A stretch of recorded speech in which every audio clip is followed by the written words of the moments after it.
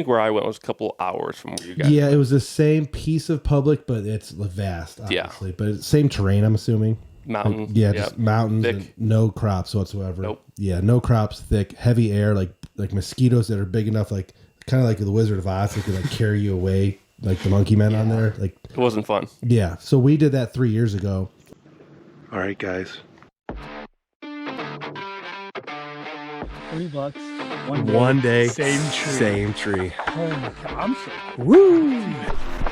Holy shit! Get a shot of these. 2 farms this year. Number 1 is done. Did you say bye, Kevin? I did. I already did. Bye, Kevin. Bye, Kevin. Bye, Kevin. Bye, Kevin. Smoked it, buddy. Look at that. You destroyed it. Joey takes the shop is closing up. Make sure he takes all his right antlers. All right, guys. Deer Shop Podcast, Episode 8. We're doing another shop talk today, obviously presented by Siman Brothers Outdoors and the Leaky John Boat Company. I'm here with Ethan. We had some plans for tonight that kind of fell through. We were going to get some of the other guys that you went to, not with, to Kentucky, but some of the guys that went down to Kentucky last weekend for the Kentucky opener, and we were going to kind of talk about that velvet hunt in the first week of bow hunting. But since they weren't able to make it, we're kind of going to turn this into a shop talk. This is the second episode of the shop talk series. I think second in a row, actually. Yep, second in a row. There's going to be a lot of these this fall because as everyone's busy and doing things, we're just going to kind of throw some podcasts together. So, a lot of traveling is going to be happening this fall. Yep, a lot of stuff's going to be coming. So, another shop talk this week, just me and Ethan, one camera angle. I'll give you a quick rundown of what we're going to go over today. We're going to talk about the Kentucky trip that Ethan took. We're going to talk about his impromptu deer camp. He met a bunch of people and made some friends and just did some networking and had a grand old time. He hunted for the first time with his saddle, so we're going to talk about his saddle setup and how he liked it, pros and cons, everything that comes with that. We've none of us have ever hunted with a saddle here at SBO, so you're the first one. Yeah, we're going to give a Western update. The boys are out west in Montana, and things are happening, so we're going to give an update on that. And then we'll talk about just the summer, some of the bucks we have running around, our plans, food plots are in. The episode of SBO Live I'm going to release here in about a month or so. So we'll run through all that. I guess before we get to your Kentucky stuff and we start talking about that whole trip, let's just do the quick Western update for everybody. Isaac is out west with Dylan and Jay. Their podcast a couple episodes ago talked about what they were going to be doing. Their 6 weeks in Montana total for the three of them. Sometimes hunting together, sometimes hunting separate. Dylan and Isaac are always going to be together, but Jay will be. Yeah, but then Dylan's going to leave, and then Isaac will do solo for a little while. So Dylan and Isaac went out separately, but are hunting together for the first 2 weeks. They've already met up with Jay, who was already out there. They traveled together out there, but then they split up in the beginning. And then, as of right now, they're actually all together. Dylan's going to leave, I think, in a week. He's probably got about a week left. Yeah. And then Dylan will leave. It's only the 7th, actually. He's out there for another 2 weeks. He can be out there for 2 weeks. Yeah, depending on how things go. But I guess we can just give an update now. Jay killed a bear, which is huge. A bow. Jay killed a bear with his bow in Montana. He was coming back from an elk hunt. I'll let the details be for when he gets on the show, and he's obviously going to talk about his fall. But it's a big deal for us because we had our huge bear hunt with Jay in the spring. 16 days of hunting. We saw one bear alive while hunting, one bear dead on the side of the highway. It was a ball buster, but it was a great trip. We have not talked about it on the podcast yet, and we're going to this spring when bear season rolls around. But Jay was able to pull off a miracle and salvage our bear film by killing a bear with his bow. I know we filmed a lot of the recovery and trophy and packing it out and all that. I mean, this was an unexpected thing. Bear was 4th on his priority list, I believe, 4th or 5th. Yeah. He had the holdover tag from the spring. He wasn't expecting to obviously, walk up on one with his bow, but I'll let him tell those details later. But that's just huge news for our group. Jay's not really an official member of SBO, but he shows up in most of our Western stuff. He's a great friend of ours. Harvest Moon Outdoorsman on Instagram is where you can find him. He enjoys it as well. Yeah, and he has a fresh take on things. He's a little bit different than us. We're not exactly the same. Which is always good to have some it's always good to have a little bit of different variety. Opinions. Yep, I agree with that. And then Dylan killed a mule deer. Nice Dylan 4x4. killed a 4x4 out of velvet mule deer. I'll let him tell the story, obviously, but things were, I mean, it was a great start for the boys. I know they had a rough patch, a good patch, a rough patch, and then they killed a mule deer, and then they decided to move on. And they're all hunting together right now, I think. In the western part of Montana. Yeah, so they're all hunting together right now for elk, but they already have a black bear in the truck and a mule deer in the truck.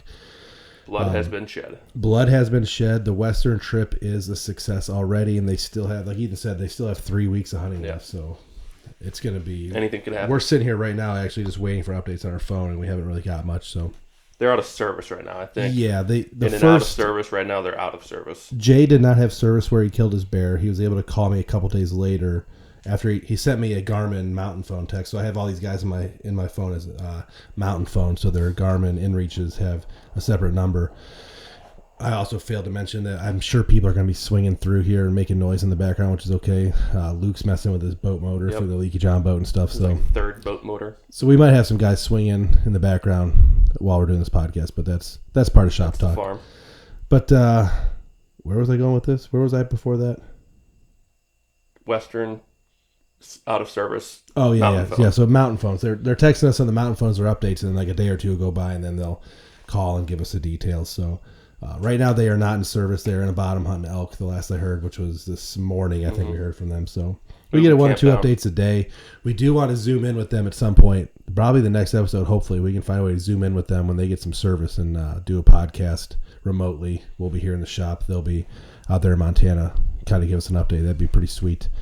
But outside of that, our next topic of conversation is Ethan's Kentucky trip, which was kind of impromptu. Yeah, I was listening to On the Move podcast. Zach Kime had Caleb on, and he said, "Oh, Ethan might make it to Kentucky." And I was sitting there at work. I was like, "I have Monday off. It's a holiday weekend." Zachary Mole. Yeah, sorry. Yeah. And I have Monday off, so I was like, "Why not?" I texted Caleb. I was like, "Should I go to Kentucky this weekend?" He's like, "If you want to be a man." So. Yeah, I was like, if you want to be a man, I mean, you got nothing holding you back whatsoever. So go do it, bro. And I did. And you did, and it was. I mean, you didn't come back with a buck. No. But outside of that, very successful, I would say. You hunted public so let's just preface. You just got in your truck, or your car, I should say. Car. And SUV. What is your vehicle? SUV. I drive an SUV. Ford Escape. Yeah, something like that.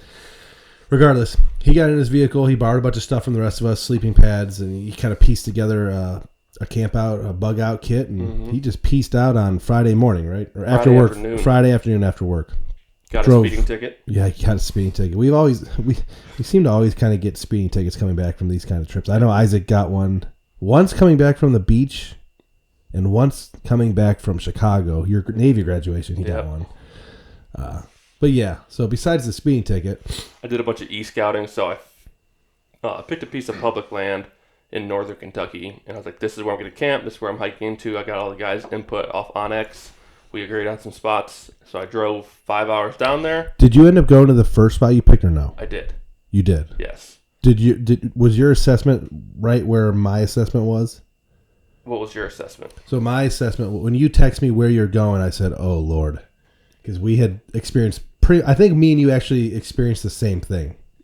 Personally, yes, but the group I ended up with, no. They had a good experience. So did they kill a deer? I guess I never got to talk to you about this. They missed a doe the second night. Okay. And then they scouted the third night. Okay. But so where he went originally, the first spot he went was where we went in 2020. So 3 summers ago, we were coming off our high of the 2019 deer season. We're actually, if you see us glancing that way, it's because our background TV has some of the 2019 deer season on it. We kicked ass in 2019. So 2020 came around and we had big balls. And we're like, we're going to start becoming YouTube stars with our big balls and go do some really cool stuff. Like go to Kentucky public land on a whim. Like basically close your eyes and put it down on a map. I think where I went was a couple hours from where you guys went. It was the same piece of public, but it's vast, obviously. Yeah. But it's same terrain, I'm assuming. Mountain. Just mountains thick. And no crops whatsoever. Nope. Yeah, no crops, thick, heavy air, like mosquitoes that are big enough, like kind of like the Wizard of Oz, that could like carry you away, like the monkey men on there. Like it wasn't fun. Yeah, so we did that 3 years ago on a whim. It was me, Luke, Isaac, and Spanny. We went down. We actually rented a cabin that was like a 10 out of 10 cabin for like 37 cents because it was in the middle of nowhere, so it was really cheap, off season. And we hunted for 4 days and we saw no deer. And it was it was a pretty big kick in the balls for us because we had these visions of Kentucky velvet bucks, even if they're not very big. Like, we're going to public land, we're going to kill a Kentucky velvet buck, we're going down there early, we're coming off our best season ever, and we went down there, and for 4 days, 4 guys were filming, and we made like a 6-minute mini-sode out of it. Like, we got literally a 6-minute mini-sode out of 4 days of filming out of state, which is bad. If you know anything about filming hunts, that's not good. Yeah. It was a fail on our part. It was fun, but it was a fail. Ethan decided to go to the same national forest, and then I'll let him go from there. So I pull into the pull off of it, and I'm traveling down the gravel road, and I get to the end. I see the gate, and I'm like, oh, that's a lot closer than I wanted to be, a lot further away from the spot I wanted to camp at. But I said, okay, I'm just gonna go to it, see what happens. Get down there, and I look to my right, and there's 4 guys camping. I said, shit. One guy comes over, he's like, hey, I was like, this is the end of the road? He's like, yeah, this is the end of the road. I was like, okay, you guys hunting back here tomorrow morning, opening day? He's like, yeah, we got some spots picked out. I was like, cool, do you mind if I get out and show you where I plan on hunting? We can kind of compare it and shared notes. And he's like, yeah, come on out. So I get out, and they've been down there a couple times for turkey hunting in the past couple years. And then they came down all summer and scouted and hung cams and put a lot of footwork in on the ground. And they did an awesome job. They had shooter bucks on camera almost every night in velvet, and they're just ready to go. I'm impressed, by the way. Like, I'm impressed by what they were able to do there. Yeah, it was awesome. And we did see turkeys when we went 3 years ago, for the record. So we've always kind of talked about possibly going back down turkey hunting because Dylan has turkey hunted down there where we went. And me and Dylan hunted the same area. Yeah, we kind of know that there is a lot of turkeys down there, but regardless, these guys did it up right. Yeah, Colton, Jed, Andy, and Aaron. Yeah, they might be listening. Hopefully you guys are listening. Yeah. That'd be kind of cool. So they kind of asked me, he was like, hey, where do you plan on sleeping tonight? I just had my tent in the back of my car, and I was just like, I was just planning on throwing on the side of the road and hopefully surviving the bears and the rattlesnakes. He's like, oh, just camp next to us. So I met 4 guys, and we just had an impromptu deer camp down there. We had some beverages, legal beverages on the state park, on the national forest. No one cares about that.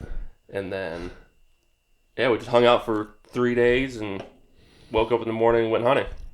So these guys, where are they from? They're from just south of Columbus in Ohio. So they're Ohioans. Boys, okay, yeah. Okay. But they don't have any social media that you have maybe personal Facebook. Yeah, but they didn't mention you that they're part of any. Okay. No filming. They have one guy, Ohio Ridge Outdoors, who films turkey hunts, but not a big following. Okay. Well, we can plug him. Ohio Ridge Outdoors. Me and Ethan love turkey hunting, so we're the right guys to plug it for our group. But yeah, you guys got down there. So you got down there, random spot that you basically eyeball picked, and then there's 4 guys. You kind of became buddies. You had I kind of browsed through the footage, and I'll obviously during this podcast, if you're watching on the YouTube version, we'll have overlays. We'll have some footage of that. And I seen that you guys took some cool camp stuff, and they were pretty. It seemed like they had no problem with you filming whatsoever. I asked permission. Obviously, I said, "Hey, do you guys care if I film?" They're like, "No, go ahead." I was like, "Okay, cool." And that's pretty much how that happened. So how was the public land hunting? Awful. Yeah. I don't know how anyone does it, taking their sticks in. I even had a saddle and a small platform and filming gear. I don't know how people do it weekend after weekend after weekend. I walked 2.5 miles in, and it was hot. It was sweaty. Yeah. Bug infested. Oh, yeah. And I thought I got set up in a good spot, and it just too hot, too high up on the ridges. I was over a water hole, so I thought they'd be coming to drink, and That's what I did. So I'll overlay some footage from my 2020 trip down there to Kentucky when you were in the Navy. I did the same thing. I hunted over a water hole, and me and Matt the one night, we walked in 2.5 miles. I hunted over water, nothing. I mean, just nothing. It looked good, and I'm sure if it was during the rut, things might have been a little bit differently, but that time of year, we left there just, we didn't know how to hunt that kind of terrain when we went down there. It's actually very similar to what we hunt in West Virginia, but the deer density down there is not the same as West Virginia. West Virginia's deer density is outrageous in our private lands that we're hunting. And where you're hunting in Kentucky, where we went the one time, it's just the deer per square mile is so thin. But you did see some deer. I saw 2 deer on my walk out in the afternoon. One small 4-point fork buck and then a doe. I think it was a doe. I saw the ass end of it run away. Yeah. And I was like, I marked it on X. I was like, okay, cool. Tomorrow morning, this is where I'm going to set up. Yeah. And then tomorrow morning rolled around. We had some beers, and then we all slept in, actually.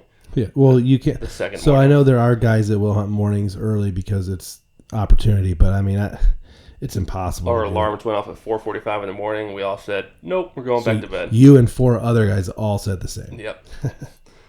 So I went to go get some coffee that morning, and then I got an itch saying, hey, I need to find some beans, or I need to find some kind of ag to hunt over tonight. So I drove around, did some Onyx scouting, and actually got a piece of private land, 180 acres of fresh green beans. So you did that because one of our, I would say buddy, he's a buddy of ours. He's a friend of ours, but we don't know him incredibly well. And we tried to get him on the show tonight, but he has a lot of stuff going on. He's building a house and et cetera, et cetera. But our buddy Tyler Gullett did kill. He went down there and was hunting private the same time Ethan was down there. How far away were you guys? Like an hour, not even? Yeah, 45 minutes. 45 minutes away. And he was able to kill a really, really nice velvet 9-point, I believe. I think it's a 9-point. Probably, I haven't heard a score yet. I don't know if he's told us a score, if he measured it. I would say probably like high 120, mid 130 class velvet 9-point. Good out-of-state buck. Yeah, and he went down there. He did an all-day sit, so he went in the morning early. Crazy. I don't know how he was running corn and cameras on a private property for a while, and all throughout the latter part of the summer. And he went in early, sat all day, and killed him in the evening of the first sit. But he was on stand for probably, 14, 15, 15 hours or something like that. Because he had this deer in the mornings, and then he had this deer in the afternoons, but never really, from what I remember of our group text messaging, he didn't have the deer on camera in the evenings a lot. He had him in the mornings, and then he would have him 2 o'clock in the afternoon. So obviously this deer was bedding close by. So he wanted to get in super early before the deer came to bed and try to kill him in the morning. It didn't happen in the morning. It didn't happen in the afternoon. Came in the evening, smoked him. And we wanted to get him on the show tonight to talk about this. Life though. Life gets in the way. It's it's tough. We're not someone that you break the door down to come get on the show for you. Yeah. So eventually, but also we have a third friend that was down there, the Born Again Bow Hunting guys. Their guy Matt was down there as well. You had conversed with him. Still down there. Yeah, he's still down there. He was supposed to be on the show tonight if he had killed and came back. He went down solo. Usually they take a crew down there for whatever reason. The crew didn't show up, but he was hunting and still is hunting. Similar area. You guys are all within like an hour of each other. And He's gotten close a few times. Yeah, so I have not been keeping up with his hunt. I've texted him here and there, but I don't know what he's been seeing. So I watched their video series from last year, and they killed a couple deer. So obviously they know where they're at. But you found private on the land last afternoon, right? Yep. So I got in, set up early, about 3:30, 4 o'clock, and I saw probably 10 bucks. I couldn't get an actual count because they were just popping out everywhere. They were behind trees. I was trying to get footage, taking my camera off the fluid head and just kind of holding it there. Yeah, because I was giving him, he had cell phone service there, and we were giving him a very hard time. And his setup was good. Actually, he set up exactly where Nick, he overlaid the map for us, and we all picked some spots. He set up exactly in one of the spots Nick picked. The only issue with that spot was where he was in the tree, facing the field. There was a dead tree with a bunch of shit around it. It was kind of blocking his camera angle. So naturally, I was giving him a hard time for not being able to film the bucks that he was texting us about. So he eventually did unhook and do a kind of lean over with my saddle, but shaky video, but there's video of it. Yeah, well, it will be in the first episode of the Deer Camp Chronicles, which is probably going to be released the first week of October. So our new show that we've kind of touted a few times. It was in the last podcast. It's going to be in this podcast. Our new show. This is going to be in the first episode. His trip. Hopefully, you get another one in. Have you figured out what you're doing this weekend? This weekend I think I'm going to Pennsylvania on Saturday morning to check camps. So you'll be home Sunday. Yeah. You gonna watch football with me all day. All right, it's gonna be something. I have a spread, just so you know, it's gonna be something in my house. Next weekend, Luca's a solo bird, so Annie's out of town, so we might go down to Kentucky. I'm not gonna be able to do it because I'm working another 48 next weekend. But you guys should go to Kentucky and see what you can do. I know there won't be any velvet bucks, but anything. Go down there and make it happen. But yeah, so I got in contact with the landowner again. He gave him permission. And there's another gentleman that actually hunts a spot. He came in that Sunday night and was going to hunt where I was hunting, but he noticed that I was there, so he hung out on the field edge and didn't want to intrude on someone else's hunt. And then we got to talking once I got back to my car. That's kind of awesome. We texted about where we're going to set up and what we want to do. And he's actually hunting it all week, throughout the week, because he's a local. But he said, "Hey, pick out a spot, and I won't go near it, so you guys can come down and hopefully do your thing." That's actually pretty awesome, because if I honestly, and we do deal with that here, not only with the outfitter, but we have guys that come in around here and hunt from elsewhere. And if some guy came in here where we're hunting in our farms and said, "Hey, I'm going to be in this spot this week, please don't hunt here," I'm going to look at him and be like, "Who are you?" Yeah, our family's been paying taxes on this for 100 years. Like, so really nice gentleman. But that's really cool that this guy did that. I mean, obviously he's not the He also landowner, might be listening. He said, "Don't bash me on your YouTube channel." No, I'm giving the guy mad props for doing something very like that. Respectful. That's very respectful, and obviously Ethan, in turn, I hope was very respectful. Of course, yeah. I hope you could understand what he was saying when he was talking to you. I do enjoy. You did have that video of that doe running across in front of you when you were walking out. And I also did encounter a nice 8-point on my walk out too. It was standing 15 yards in front of me. I have my spotlight on it. I'm sitting there like, that's cool. Nothing I can do about it now. But I mean, even obviously everyone dreams of a 170-inch velvet buck in Kentucky, but you go down there, you kill a 110, 120, 130 class whitetail out of velvet before we start hunting here in Ohio. That's huge. I'd love it. That's awesome. So now that we have the Kentucky trip out of the way, the details, let's talk about your saddle setup. So you're the first Siman Brothers Outdoors member, and that includes all the crowd, 10 of us, to ever hunt out of a saddle. And we've been getting your daily Snapchats and videos of you playing with it down in the valley. But how was actually hunting out of it compared to a stand? Did you enjoy hunting out of it? For a short period of time, I think it's a great tool to have in your tool bag. For an all-day sit, I would not recommend it. I would do a hybrid stand setup with your saddle as your harness, because you can shoot a lot more area. It's just hard to stand there for 6+ hours with it. Yeah, so that's funny, because everything that I've seen about the saddle, all the media that I've seen about saddle hunting, is that it's more comfortable than a stand. And maybe I'm not running the right setup. Yeah, there's guys that use shoulder straps. Yeah, and the back strap and the knee pads. They use the baby swale. Yeah, and maybe I haven't figured it out yet, but I did enjoy hunting out of it. It's a lot. I'm a bigger guy. I weigh 230 pounds. I'm 6'1". Yeah, you are a bigger guy. So I it's feel like kind you're of taller hard. than 6'1", but it depends on the day. I consider myself 6 feet, and you're like way taller than me. But I enjoyed it. You could definitely hide from the deer a lot more. I was able to do some practice and swing around the tree safely. And it's kind of scarier when you're up there, because the only thing holding you together is this little piece of rope and a carabiner. So if that breaks, you're falling 18, 19, 20 feet, and there's nothing that could stop you. So it's so at work, I rappel. Not often, but more than the average person. So anyone who might be listening that doesn't know, I work as a fireman, rather large city, and rappelling is part of. We have a park system with ravines and gullies and high angle buildings, all this other stuff. So our department trains on rappelling and high angle stuff more than the average department. We don't do it as much as some probably, but I've rappelled a lot in my career, and it's never comfortable. Now, obviously, the harnesses we're using for rescue situations are kind of different, but whenever I'm hanging, and actually going down with all my weight on a system and, using whatever system we're using, we use a lot of fancy stuff, but it's never really comfortable. I wouldn't consider it comfortable hanging from a ledge or hanging, even if we're just a low angle or something that we have to use ropes to get back up. It doesn't feel comfortable where you could sit there for hours. It wasn't uncomfortable, but it's just I have bad knees already, so just standing for 6 hours, 8 hours at a time with all my weight on my body, it was tough. But I love it's been lost in the recent mobile craze, but I love just sitting in my tree stand all day, and I can sit on a tree stand all day and not uncomfortably. I pull all day sits, and yet every year in West Virginia, at least once in Ohio. We did Indiana last year. You can sit down in your tree stand, look around, hang out all day, and it's not uncomfortable.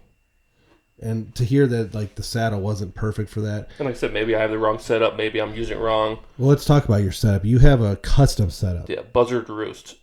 It's a smaller company out of Louisiana. The customer service is pretty much why I picked it, because I emailed them, and we had a full-on conversation over email in a full day of just what I wanted, what I was looking for, what he could do for me, and I really like it. It's light. I am running some dump bags on it, but It's a 2-piece saddle.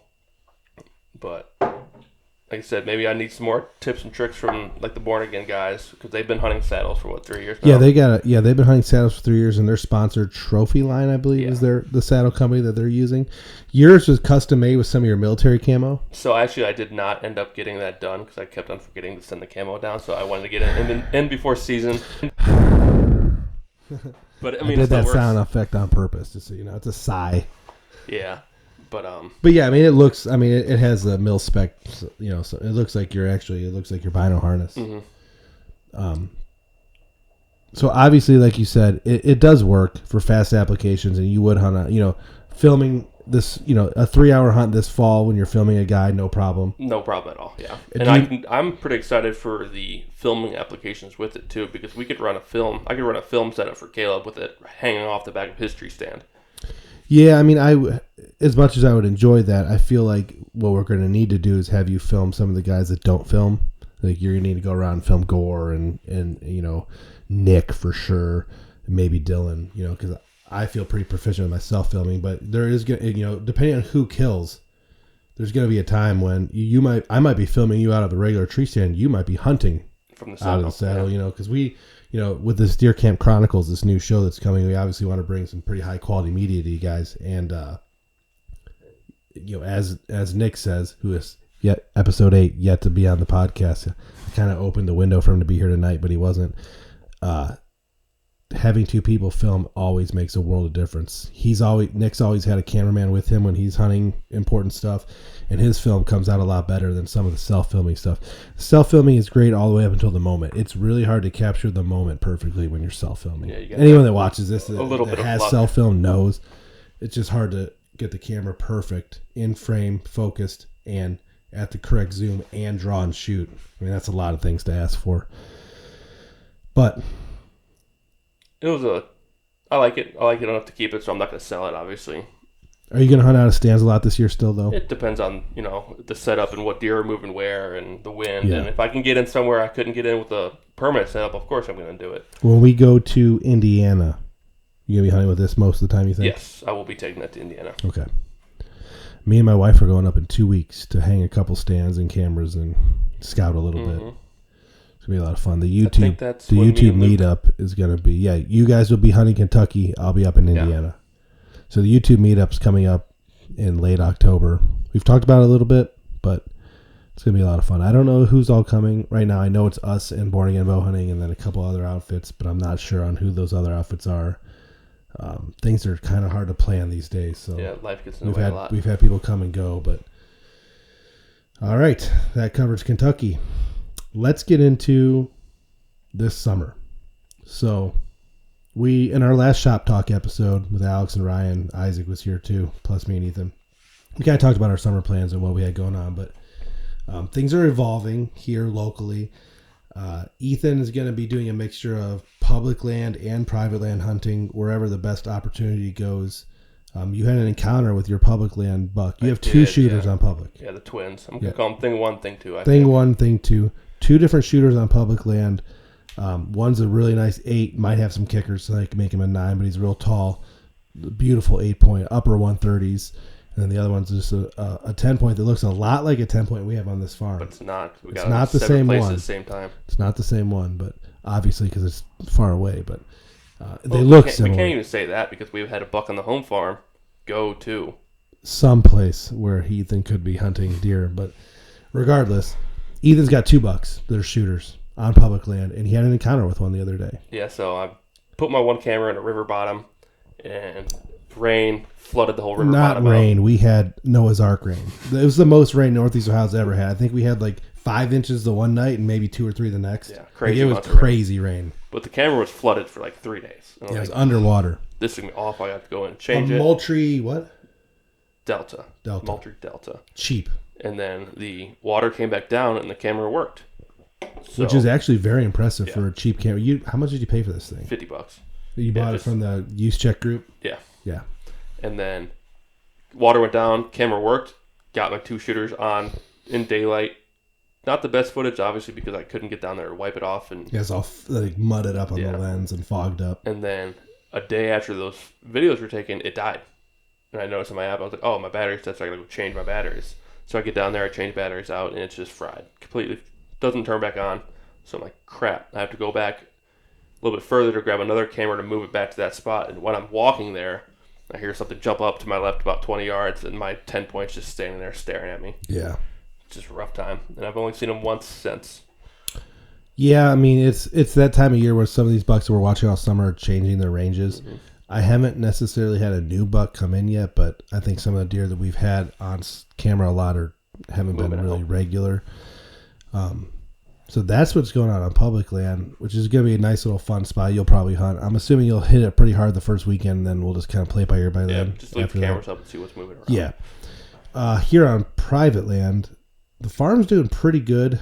There's 2 different sets of shooters. We had the 10-point that we had earlier in the year. He left for a while, but he came back. Yep. He didn't really come deep into the farm, but we did get a great set of trail camera videos of him, so we know he's around.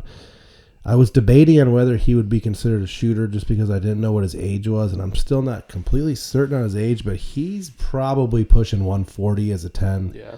He's a nice deer that's going to be really hard for us to pass, to be honest with you. So I don't think if anyone that's hunting this farm this year sees that 10 point, he's getting shot. Yeah. Especially 100%. with the history, because we have him on camera last year a lot. So we're hoping he's around opening weekend. I don't know what the plans are for opening weekend yet, because I know sat down and talked about it yet. We have a lot of guys that are going to be hunting, and I got to figure out who I want to have being filmed and who I want to have self-filming. Isaac's coming in from Montana that day, so he won't be hunting, but he will be here in the evening.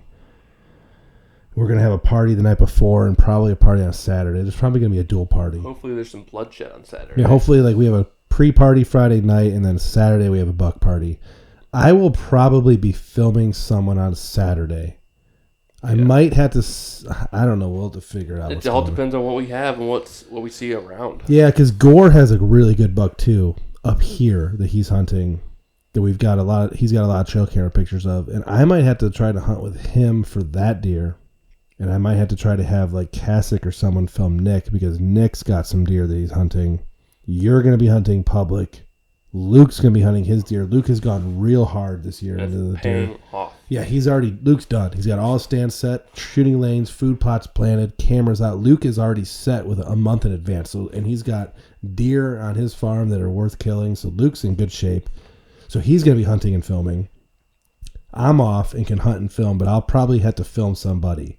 Unless I have one of these. I have like 3 shooter bucks right now on my radar, 2 10s and a 9. The 110 and the 19 are together, and they have been together for most of the summer. And then the other 10's by himself. So, and they're in different areas of the farm. So, if I think there's an opportunity at one of those 3 deer, I might have to take it. I don't really want to kill early, but I might have to.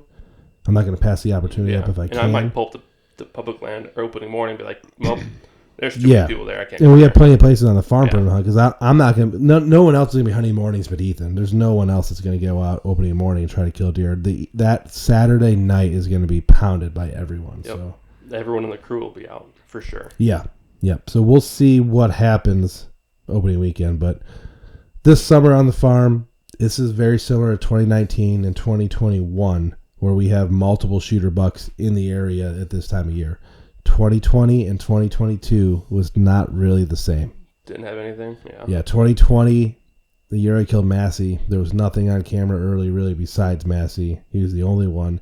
Last year, there was really 2 deer we were going to kill. One of them's dead on the back of the wall. The other one disappeared November 14th here on the farm. Gone forever. Other than that, my one satellite farm had a bunch of amazing bucks on it that I didn't know about because I wasn't running a cell cam in a bean field. So I might spend some time up there. There's a couple deer up there right now that aren't shooter quality, but they are good deer, and I'm sure the shooter quality deer are right around the corner. Hopefully they move back in. Yeah. So opening weekend's kind of wide open. But it's going to be fun.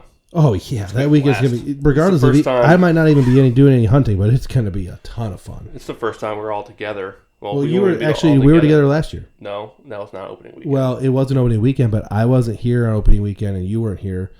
We came into town and hunted the second weekend. Yeah. All of us. And it was a great weekend with great encounters all around. Isaac filmed, I think he actually filmed both bucks that I am talking about. The 10 and the 9. I think Isaac filmed them last year as 3-year-olds. opening day, or that opening weekend of hunting for us. And we filmed perfect. And then, we filmed Perfect, who ended up getting killed by a neighbor. But I believe, so I forgot about this until just recently. While we were filming Perfect, the 10-point was in the field. Yeah. There's video of the 10-point in the field that day. So that buck, the other buck that's a shooter, was in the field the day last year when we were filming Perfect. And then Perfect ended up getting killed. But we have that first weekend of hunting for us, which was, I think, like October 4th or something. Right before Dylan's wedding. Yeah. And Cassick killed that weekend, right? Yes, he so did. So Cassick killed his buck that weekend. We had a buck party. So that was technically the second weekend of the season. We're just going to do that the first weekend of the season this year because I was in like Montana. You were at a wedding, I think. No, I was at a wedding in Montana last year. So we didn't do a lot of hunting over the weekend. And I was in Spain. And you were in Spain. But yeah, so a lot of things coming for opening weekend. On the video front, there's a couple things that are going to be released here kind of soon to pay attention to.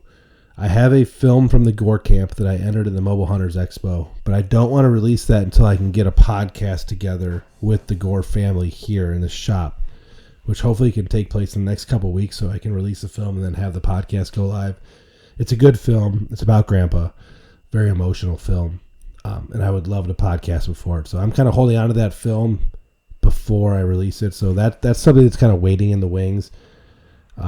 The Deer Camp Chronicles trailer will come out towards the end of September when Ohio season's starting to kind of kick off.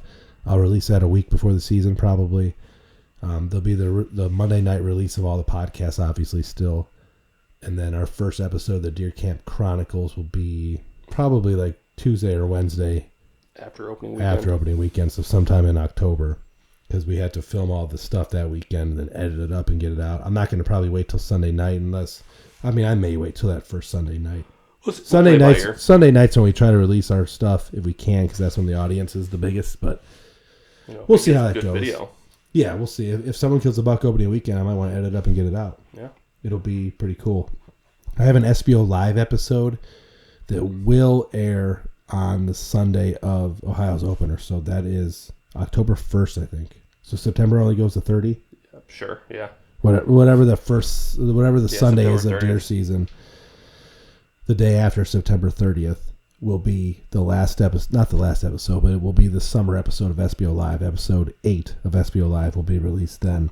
It'll cover everything from our beach trip to now. So everything we've done, food plot, camera, summer setup, all Get that ready. stuff will be released on the day after opening day.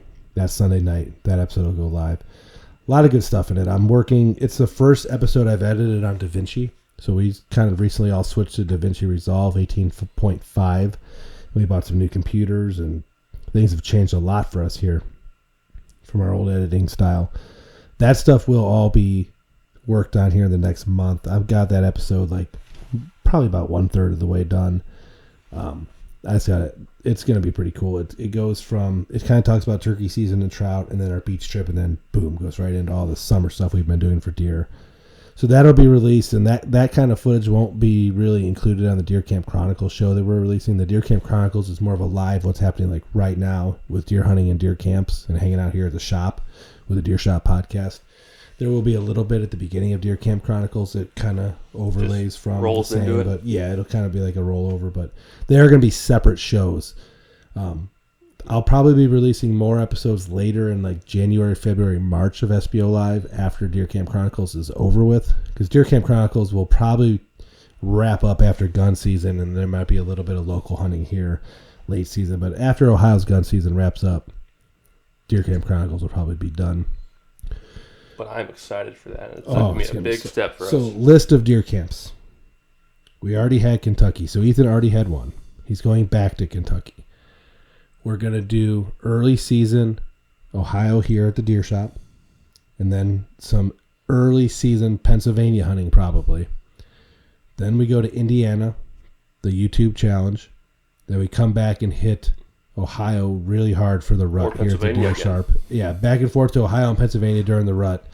It's only 2 hours away to Pennsylvania, so we might be taking some impromptu trips out there. So we could probably consider that 2 episodes. And then we have West Virginia archery during the rut, West Virginia rifle season, Ohio's gun season, Pennsylvania's rifle season, which I'm going to be going out to a deer camp in Pennsylvania, and then coming back and doing a little bit more Ohio rifle season, and then the extended gun weekend and that stuff. So, I mean, we're looking at least probably 12 to 14 episodes. Hopefully, yeah. Depending on how many bucks get killed and how many camps we attend. There's going to be 12 to 14 episodes released 3 or 4 days after the camp takes place. All this stuff has to be edited at home, not on the road. So I can no longer edit on the road. I'm not using DaVinci on my laptop. I don't have a laptop powerful enough to do what I want to do.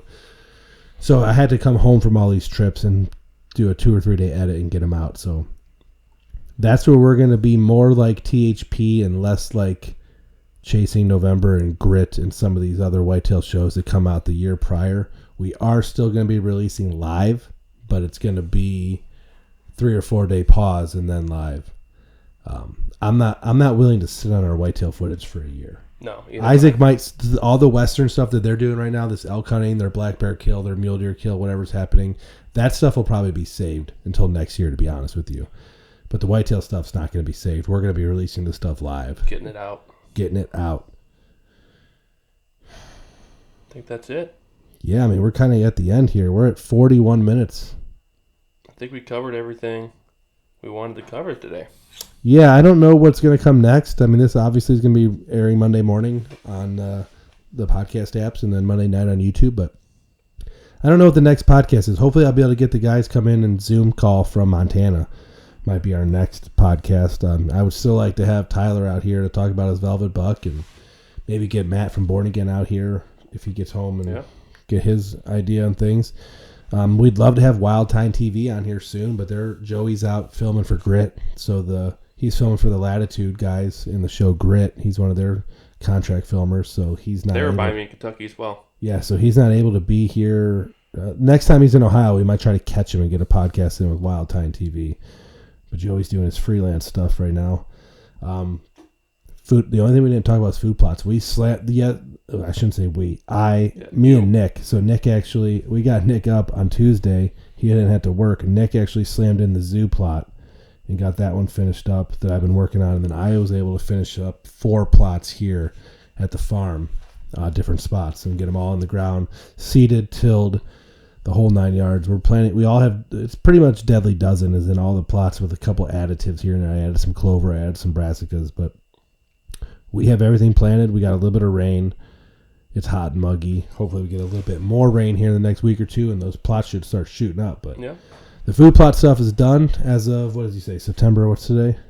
7th. Say September 7th. Food plot stuff was done 3 or 4 days ago. The only thing we have left here on the farm is finishing up our stands, hanging some new ones, maybe replacing some platforms that need replaced, doing some tweaks, getting our blinds out, getting our covers on our Radix, and then we're ready. Yeah, we're ready. Then we're going to do a little bit of work in the shop here to get it ready for deer season, and we'll be killing. Oh, yeah. But, yeah, I think that's about it, man.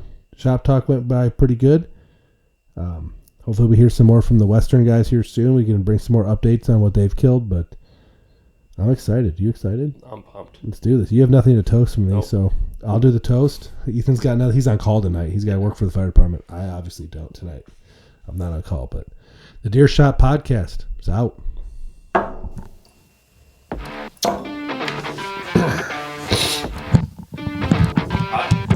Not too bad. We need to go hit the record button on the camera.